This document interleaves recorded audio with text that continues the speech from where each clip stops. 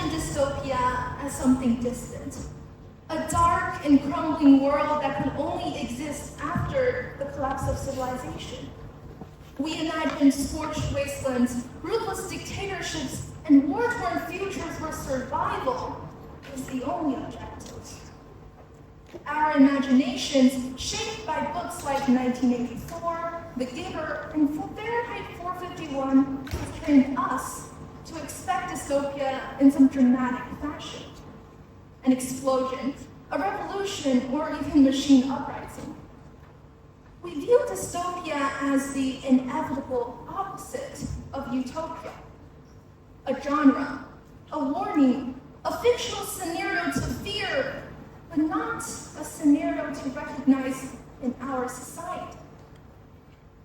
But what if dystopia isn't some catastrophic future?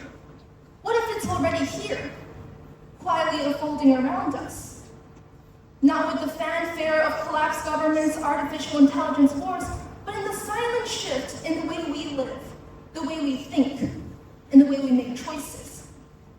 Not in flaming headlines, but in the subtle way that algorithms and policies normalize inequality and injustices and the social systems we've stopped questioning. This is what author Nye York calls the dystopian present. In his book, Love and Revolution, York explores the defining feature of modern dystopia. He argues our agency, our creativity, and our choices are being systematically undermined by tools that promise conveniency and connection, but often deliver conformity and control. York challenges us, and I challenge you, to stop waiting for dystopia to happen in some distant future and start recognizing the ones we already live in. Now, we often distance our societies from dystopian societies, even though the foundations are often the same. Because author Margaret Atwood reminds us that dystopia is rarely absolute. In every dystopia, she argues, there's a little utopia. There's a little utopia. These structures don't begin with evil intentions. They're born from idealism, from hopeful pursuits of equality, efficiency, safety, and order. But in practice, they fall, they fracture, and they fall short of their promises, and when that happens, they quietly become oppressive. Our societies function in an extremely similar way, with the ways of ideologies from national security, personal liberty, to technological progress, and even radical freedom. These are all ideas that are the foundations of many of the governmental systems across the world. But when they're put into action, they harden into structures that monitor, divide, and control. Our systems are similar to dystopian systems in the sense that they're not ruled by some villain. They're ruled by systems that begin with good intentions, but eventually evolve beyond our control.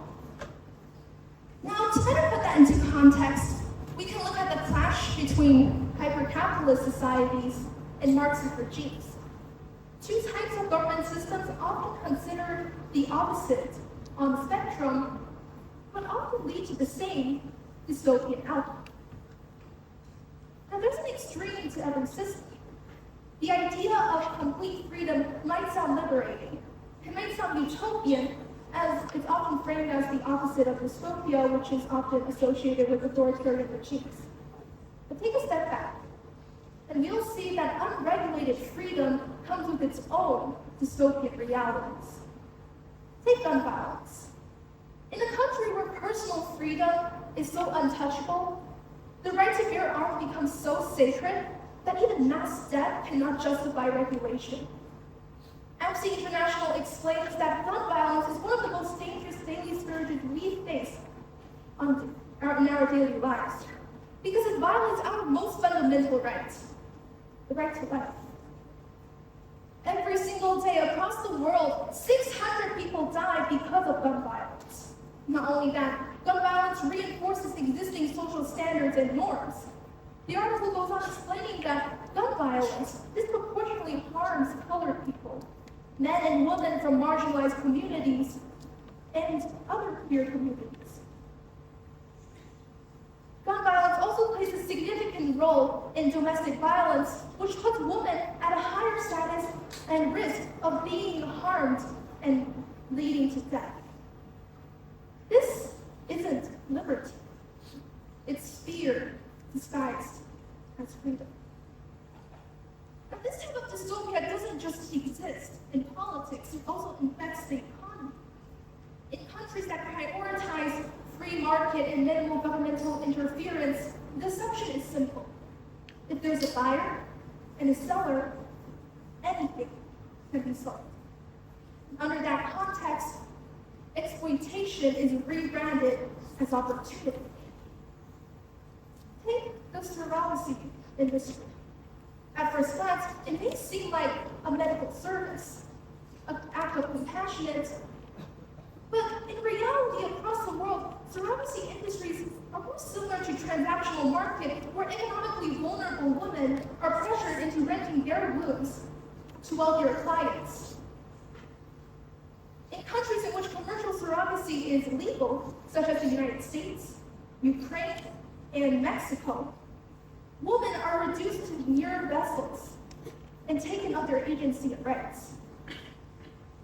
Al Jazeera explains this by explaining how contracts within the surrogacy industry often provide commissioning parents with significant control over the surrogate mother's body and lifestyle during pregnancy. These surrogate mothers are kept captive in buildings and with minimal living conditions, and after they've delivered the baby, they're left alone to deal with any health consequences. And often they aren't even paid the promised compensation because the results aren't ideal, even though they had no control over it. And despite these realities, the surrogacy industry is increasingly being accepted and even celebrated under the guise of empowerment. This is particularly due to a rising demand from various groups, such as affluent couples and other communities that are finding alternative pathways to parenthood. However, this growing acceptance is only masking exploitation at its core, which is that the vulnerability of marginalized women are being used against them to pressure them to sacrifice their autonomy and well-being for the dreams of others. This logic also fuels recreational drug industries, as the NIH explains that the initial decision to take a drug might be voluntary. However, repeated drug use changes the brain. This change challenges an addicted person's self-control and their ability to resist intense urges of taking a drug again. This vulnerability is exploited for profit. With few safeguards, addiction becomes a business.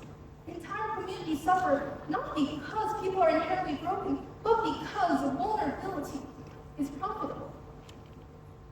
And what we're left with is a world in which anything can be bought. Body, pain, dependency, and frightening parts. We call this freedom. Marxist regimes, on the other hand, take different actions, but have a similar process. These regimes are built on the idea of equality, which is a similarly powerful and well-intentioned idea, but when put into action, dream becomes dystopia. In Stalinist Russia, the strive for absolute equality led to the so-called enemies of the people. Kulaks, who were only slightly affluent farmers, were heavily massacred, and there was famine due to forced collectivization, all for the sake of reaching equality. And yes, people were equal, equally silenced, equally watched, and equally violated of privacy and dissent. Both of these systems, one preaching for freedom, the other for equality, begin with utopian visions, but in the end, they give rise to dystopia. Not because they're evil by origin, but simply because unchecked ideals are like unchecked power, rarely stay ideal. Now, dystopia isn't just imposed overnight. It's a gradual process that's constructed in systems that are meant to protect itself, but they're meant to help the people that it's created to serve. Any system, no matter how democratic, socialist, or egalitarian, end up creating structures that help those in power. This doesn't happen suddenly, it happens subtly, with the creation, silent shift towards bureaucracies, exceptions, and unspoken privileges. Then, those in power are able to reshape the system to better serve their own interests. In that sense, rhetoric contains the ideals, but not reality. The United States has a different story, but with an eerily similar outcome. With corporations funding campaigns and the writing of legislation through lobbying, the wielding of economic clout to overpower millions of ordinary voices, democracy survives in name. But in reality, it bends to the will of wealth. International institutions that are meant to maintain peace and stability are also not immune to this phenomenon. The United Nations, the IMF, the World Bank are all organizations created to stabilize a fractured world. Yet, they reinforce hierarchies that benefit the West at the expense of the global South. Economic dependency is maintained under the guise of development aid. What started as visions for the people mutates into systems that protect itself and prolongs itself. The longer it endures, the more self-preserving it becomes, until questioning them feels futile and challenging it feels impossible. This is how dystopias are built in our world. It's not through some sudden chaos or disruption, but through the silent shift in power.